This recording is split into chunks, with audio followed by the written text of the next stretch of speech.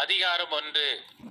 இயேசு கிறிஸ்துவின் ஊழியக்காரராகிய பவுலும் தீமோத்தேயும் பிலிப்பு பட்டணத்தில் கிறிஸ்து இயேசுவுக்குள்ளான பரிசுத்தவான்கள் அனைவருக்கும் கண்காணிகளுக்கும் உதவிக்காரருக்கும் எழுதுகிறதாவது: நம்முடைய பிதாவாகிய தேவனாலும் கர்த்தராகிய இயேசு கிறிஸ்துவினாலும் உங்களுக்கு கிருபையும் சமாதானமும் உண்டாவதாக.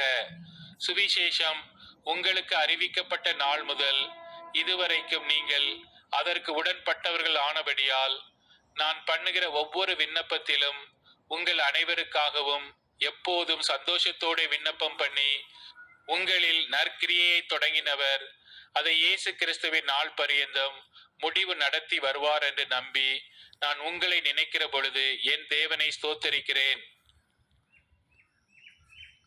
என் கட்டுக்களிலும் நான் சுவிசேஷத்திற்காக உத்தரவு சொல்லி அதை திடப்படுத்தி வருகிறதிலும் நீங்கள் அனைவரும் எனக்கு அளிக்கப்பட்ட கிருபையில் பங்குள்ளவர்கள் ஆனதால் உங்களை என் இருதயத்தில் தரித்து கொண்டிருக்கிறபடியினாலே உங்கள் எல்லாரையும் குறித்து நான் இப்படி நினைக்கிறது எனக்கு தகுதியாயிருக்கிறது. இயேசு கிறிஸ்துவின் உருக்கமான அன்பிலே உங்கள் எல்லார் மேலும் எவ்வளவோ வாஞ்சியாய் இருக்கிறேன் என்பதற்கு தேவனே எனக்கு சாட்சி.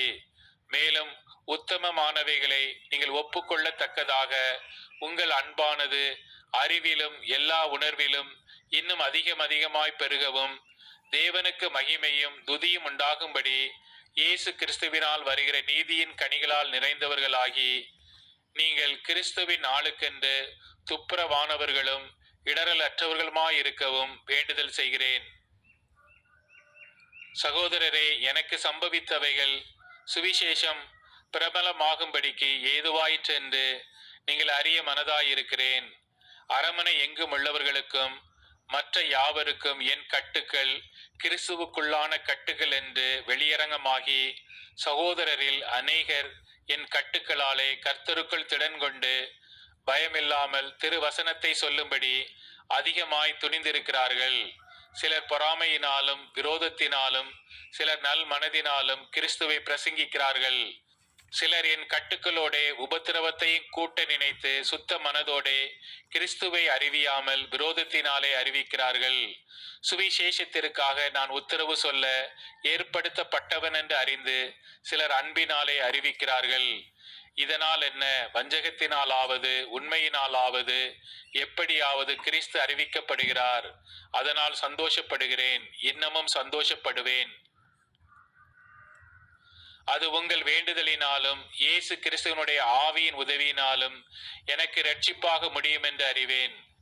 நான் ஒன்றிலும் வெட்கப்பட்டு போகாமல் எப்பொழுதும் போல இப்பொழுதும் மிகுந்த தைரியத்தோடு ஜீவனாலாகிலும் சாவினாலாகிலும் கிறிஸ்து என் சரீரத்தினாலே மகிமைப்படுவார் என்று எனக்கு உண்டாயிருக்கிற வாஞ்சைக்கும் நம்பிக்கைக்கும் தக்கதாய் அப்படி முடியும்.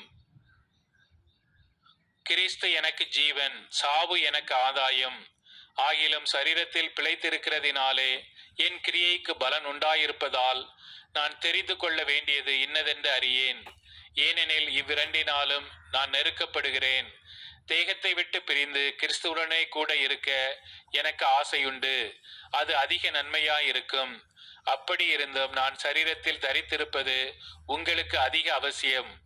இந்த நிச்சயத்தை கொண்டிருந்து நான் மறுபடியும் உங்களிடத்தில் வருகிறதினால் என்னை குறித்து உங்களுடைய மகிழ்ச்சி கிறிஸ்து இயேசுவுக்குள் பெருகும்படிக்கு உங்கள் விசுவாசத்தின் வர்த்தனைக்காகவும் சந்தோஷத்துக்காகவும் நான் பிழைத்து உங்கள் அனைவரோடும் கூட இருப்பேன் என்று அறிந்திருக்கிறேன். நான் வந்து உங்களை கண்டாலும் நான் வராமல் இருந்தாலும் நீங்கள் ஒரே ஆவியிலே உறுதியாய் நின்று ஒரே ஆத்துமாவினாலே சுவிசேஷத்தின் விசுவாசத்திற்காக கூட போராடி எதிர்க்கிறவர்களால் ஒன்றிலும் மறலாதிருக்கிறீர்கள் என்று உங்களை குறித்து நான் கேள்விப்படும்படி எவ்விதத்திலும் நீங்கள் கிறிஸ்துவின் சுவிசேஷத்திற்கு பாத்திரராக மாத்திரம் நடந்து கொள்ளுங்கள். நீங்கள் மறலாதிருக்கிறது அவர்கள் கெட்டு போகிறதற்கும் நீங்கள் ரட்சிக்கப்படுகிறதற்கும் அத்தாட்சியாய் இருக்கிறது. இதுவும் தேவனுடைய செயலே. ஏனெனில் கிறிஸ்துவினிடத்தில் விசுவாசிக்கிறதற்கு மாத்திரமல்ல, அவர் நிமித்தமாக பாடுபடுகிறதற்கும் உங்களுக்கு அருளப்பட்டிருக்கிறது. நீங்கள் என்னிடத்திலே கண்டதும் எனக்கு உண்டென்று இப்பொழுது கேள்விப்படுகிறதுமான போராட்டமே உங்களுக்கும் உண்டு. பிலிப்பியர்